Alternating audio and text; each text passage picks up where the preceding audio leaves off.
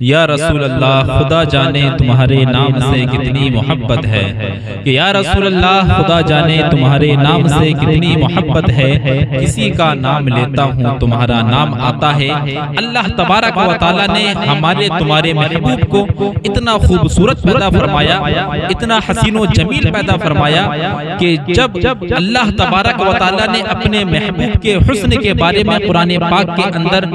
ارشاد فرمایا کہ والضحیٰ چہرے والضحیٰ کی قسم، آپ کی زلفوں کے بارے میں اللہ تبارک و تعالیٰ نے قرآن پاک کے اندر ارشاد فرمایا کہ واللیل اذا سجا، یہاں تک کہ اللہ تبارک و تعالیٰ نے اپنے محبوب کے ہر انداز کو قرآن پاک کے اندر بیان فرمایا ہے، اور اللہ تبارک و تعالیٰ نے اپنے محبوب کو اتنا حسین و جمیل بنایا ہے کہ اس دنیا کے اندر کوئی بھی اتنا خوبصورت، اتنا حسین و جمیل اللہ تبارک و تعالیٰ نے پیدا ہی نہیں فرمایا ہے۔ آج ہمارے تمہارے گھروں میں بچے پیدا ہوتے ہیں، ہر کوئی خوشی مناتا ہے، ہر کوئی میلاد مناتا ہے، کوئی جائز طریقے سے خوشی مناتا ہے، کوئی ناجائز طریقے سے خوشی مناتا ہے، لیکن آج 12 ربیع الاول کا موقع آ رہا ہے۔ ہمارے نبی بھی 12 ربیع الاول شریف کے دن تشریف لے کر آئے۔ جب میرے نبی اس دنیا کے اندر تشریف لے کر کے آئے تو اللہ تبارک و تعالیٰ نے اس دنیا کے اندر ساری دنیا کو نور سے روشن فرما دیا۔ اللہ تبارک و تعالیٰ قرآن پاک کے اندر ارشاد فرماتا ہے قد جاءکم من اللہ نور و کتاب مبین، کہ تحقیق تمہارے پاس آیا اللہ کی جانب سے نور اور روشن کتاب۔ اللہ تبارک و تعالیٰ نے اپنے محبوب کو نور فرمایا ہے، اور نور کا معنی آتا ہے روشنی کے۔ اللہ تبارک و تعالیٰ نے اپنے محبوب کو لفظ نور سے کیوں تعبیر فرمایا ہے؟ اللہ تبارک و تعالیٰ نے اس وجہ سے تعبیر فرمایا ہے کہ جب اس دنیا کے اندر میرے محبوب تشریف نہ لے کر کے آئے تھے تو چاروں طرف ظلمت کا داتا سخت کالا تھا، اور یہاں تک ہی نہیں بلکہ اس دنیا کا ماحول یہ تھا کہ گھر گھر کے اندر لڑائی تھی، محلے محلے کے اندر لڑائی تھی، قبیلوں قبیلوں کے اندر لڑائی تھی، آپس میں جھگڑا فساد عام ہو چکا تھا، اور یہاں تک ہی نہیں بلکہ اس دنیا کے اندر اتنا فتنہ و فساد برپا ہو چکا تھا۔ اللہ تبارک و تعالیٰ نے اس دنیا کے اندر اپنے محبوب کو مبعوث فرمایا، اور جب اپنے محبوب کو مبعوث فرمایا، جب پیدا فرمایا تو پیدا فرمانے سے پہلے جو اس دنیا کے اندر تاریکی تھی اب وہ روشنی میں تبدیل ہو گئی ہے، اب وہ نور میں روشن ہو گیا ہے، اب وہ نور کی طرح دونوں عالم کے اندر پھیلتی ہوئی نظر آ رہی ہے۔ اسی وجہ سے اللہ تبارک و تعالیٰ نے اپنے محبوب کو لفظ نور سے تعبیر فرمایا ہے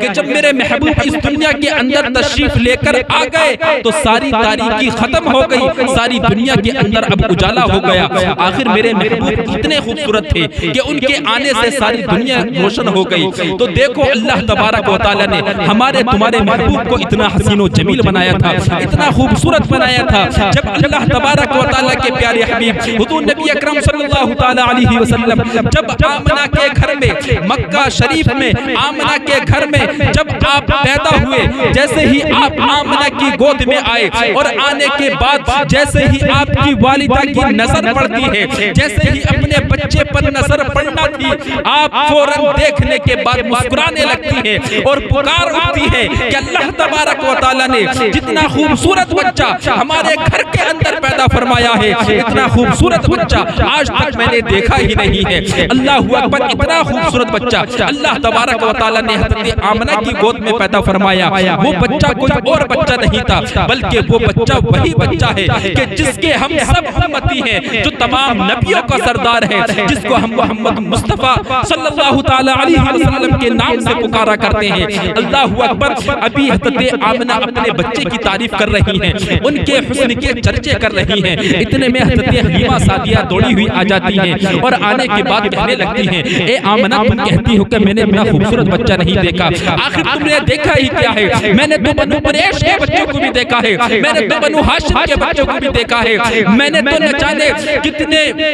قبیلوں کے بچوں کو دیکھا ہے، لیکن قسم رب کائنات کی جتنا خوبصورت بچہ اللہ تبارک و تعالیٰ نے اے آمنہ تیرے گھر میں پیدا فرمایا ہے، اتنا خوبصورت بچہ میں نے نہیں دیکھا ہے۔ ابھی حضرت حلیمہ کہہ کر خاموش ہوتی ہے، آپ کے دادا حضرت عبدالمطلب دوڑے ہوئے چلے آتے ہیں، جیسے ہی ان کو خبر ملتی ہے کہ گھر میں ایک بچہ پیدا ہوا ہے، آپ فوراً گھر کے اندر تشریف لے کر آتے ہیں اور کہنے لگتے ہیں کہ اے آمنہ، تم کہتی ہو کہ میں نے اتنا خوبصورت بچہ نہیں دیکھا، اے حلیمہ تم کہتی ہو کہ میں نے اتنا خوبصورت بچہ نہیں دیکھا، آخر تم نے دیکھا ہی کیا ہے؟ میں نے تو مکے کے بچوں کو بھی دیکھا ہے، میں نے تو ملک عرب کے تمام بچوں کو دیکھا ہے، میں تو تجارت کے لیے ملک شام بھی جاتا ہوں، میں نے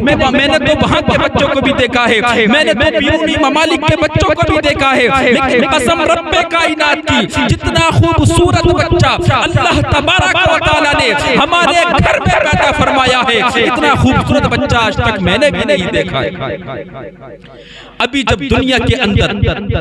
دنیا والے میرے محبوب کے چرچے کر رہے تھے، اللہ تبارک و تعالیٰ کی رحمت کو جوش آیا، اللہ تبارک و تعالیٰ نے ارشاد فرمایا کہ اے جبریل نشے من کو چھوڑ اور جا کر میرے محبوب کی شان میں تو قصیدے پڑھ دے۔ اللہ اکبر، حضرت جبریل علیہ السلام زمین پر تشریف لے کر کے آ جاتے ہیں، حضرت آمنہ کے گھر تشریف لے کر کے آتے ہیں، حضور کی بارگاہ میں حاضر ہوتے ہیں اور ارشاد فرماتے ہیں کہ اے آمنہ تم کہتی ہو میں نے اتنا خوبصورت بچہ نہیں دیکھا، اے حلیمہ تم کہتی ہو کہ میں نے اتنا خوبصورت بچہ نہیں دیکھا، اے عبدالمطلب تم کہتے ہو کہ میں نے اتنا خوبصورت بچہ نہیں دیکھا، ارے تم نے دیکھا ہی کیا ہے، میں نے تو حضرت ابراہیم علیہ السلام کو عرفات کے میدان میں روتے ہوئے بھی دیکھا ہے، میں نے تو حضرت ابراہیم علیہ السلام کو آگ پر چلتے ہوئے بھی دیکھا ہے، میں نے تو حضرت اسماعیل علیہ السلام کی گردن پر چھری کو چلتے ہوئے بھی دیکھا ہے، میں نے تو حضرت یوسف علیہ السلام پر مصر کی عورتوں کو انگلیاں کاٹتے ہوئے بھی دیکھا ہے، میں نے تو حضرت یونس علیہ السلام کو مچھلی کے پیٹ کے اندر بھی دیکھا ہے، حتیٰ کہ جتنے بھی نبی اس دنیا کے اندر تشریف لے کر آئے میں نے تمام کو دیکھا ہے،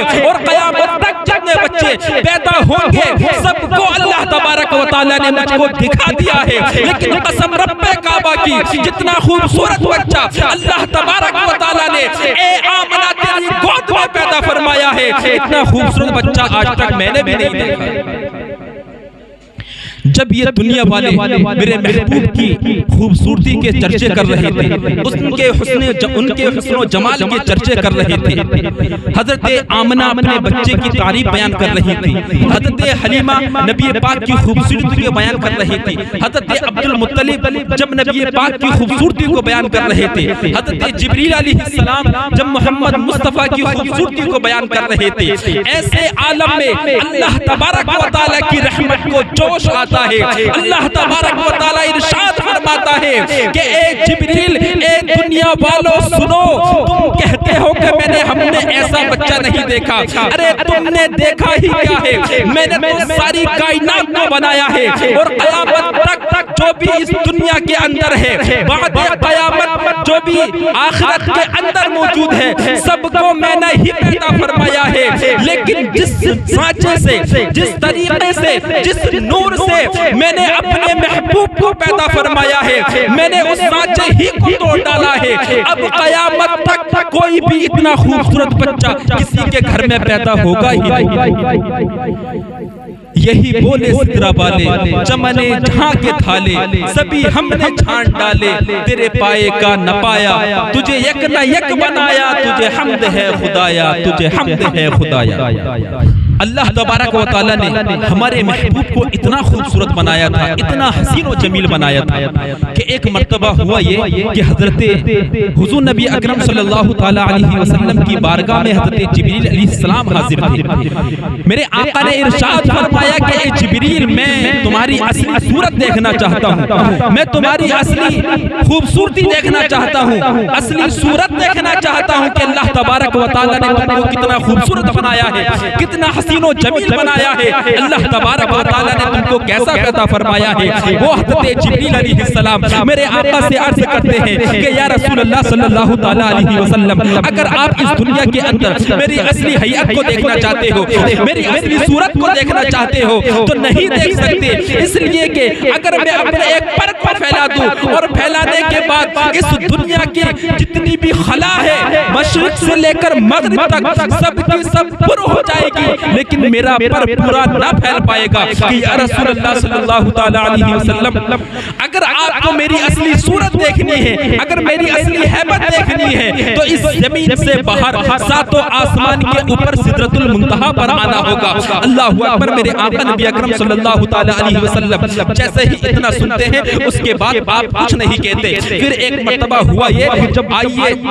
اب اس تاریخ کی طرف آئیے کہ وہ معراج کی رات کہ جب نبی پاک صلی اللہ تعالی علیہ وسلم اپنے حجرہ مبارک میں آرام فرماتے، حضرت جبریل علیہ السلام میرے آقا کی بارگاہ میں حاضر ہوتے ہیں۔ حاضر ہونے کے بعد میرے آقا کے قدموں کو بوسہ دیتے ہیں، جیسے ہی وہ کافوری لب میرے آقا کے قدموں سے مس ہوتے ہیں، میرے آقا کی آنکھ کھل جاتی ہے۔ حضرت جبریل علیہ السلام عرض کرتے ہیں کہ یا رسول اللہ صلی اللہ تعالی علیہ وسلم، آپ کو اللہ تبارک و تعالی نے بلایا ہے۔ حضرت جبریل علیہ السلام نبی پاک کو اپنے ساتھ لیتے ہیں، لینے کے بعد مسجد اقصی کی طرف اور پھر جنت کی سیر کراتے ہوئے، ساتوں آسمان کی سیر کراتے ہوئے، ساتوں آسمان کے اوپر سدرۃ المنتہا پر پہنچ جاتے ہیں۔ لیکن اب آئیے ذرا اپنے توجہ کو قریب کیجئے اور ذرا توجہ کے ساتھ سنیے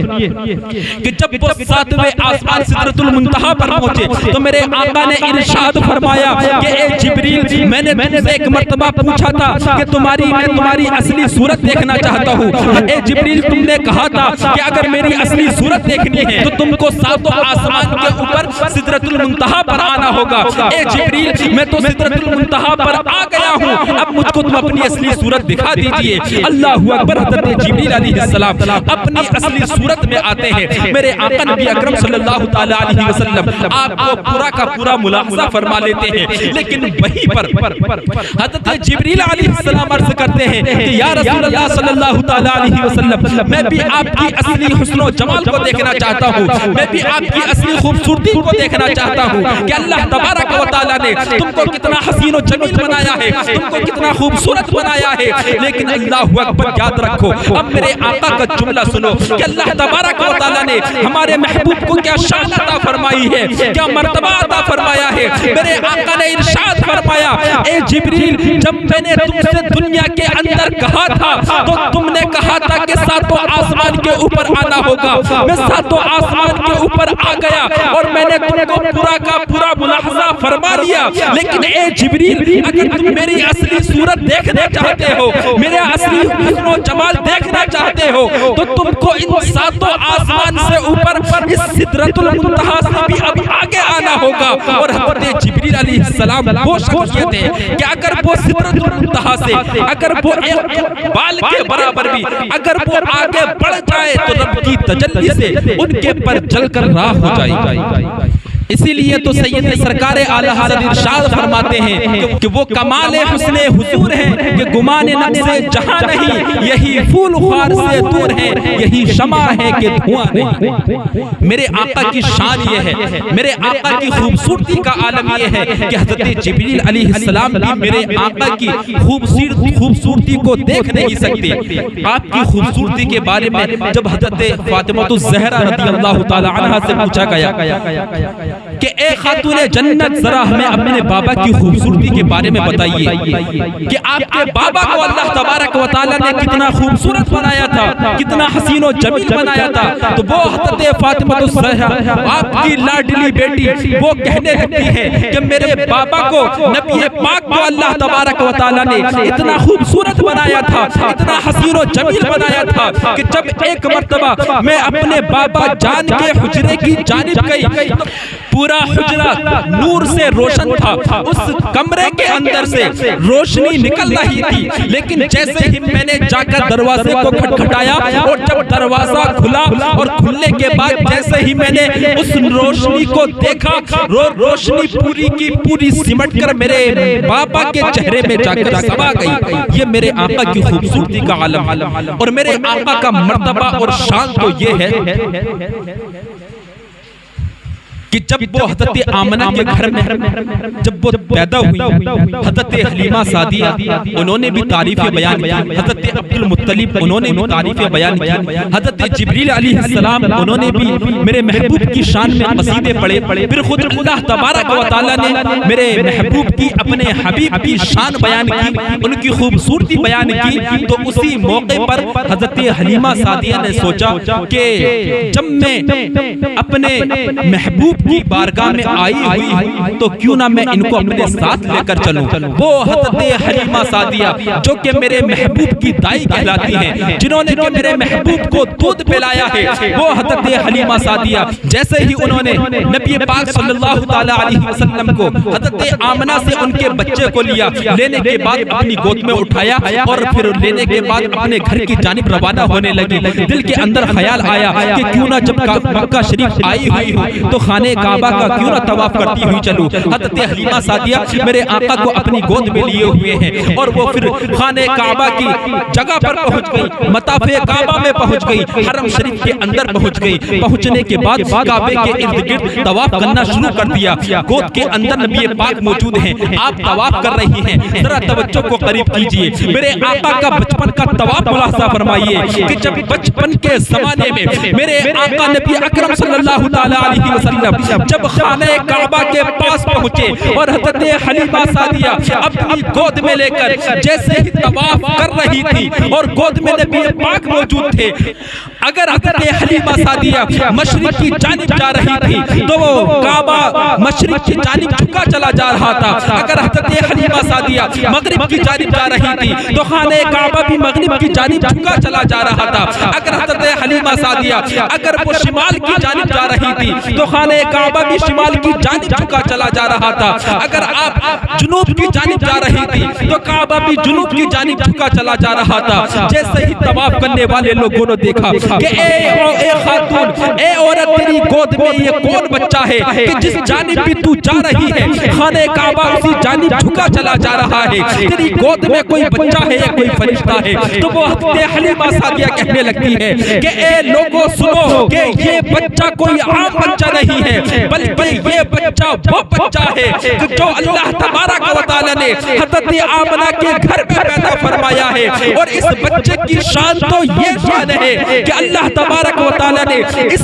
بچے کو دونوں عالم کے لیے رحمت بنا کر بھیجا ہے اور تمام نبیوں کا سردار بنا کے بھیجا ہے۔ کہ حاجیوں آؤ شہنشاہ کا روزہ دیکھو، کعبہ تو دیکھ چکے، کعبے کا کعبہ دیکھو۔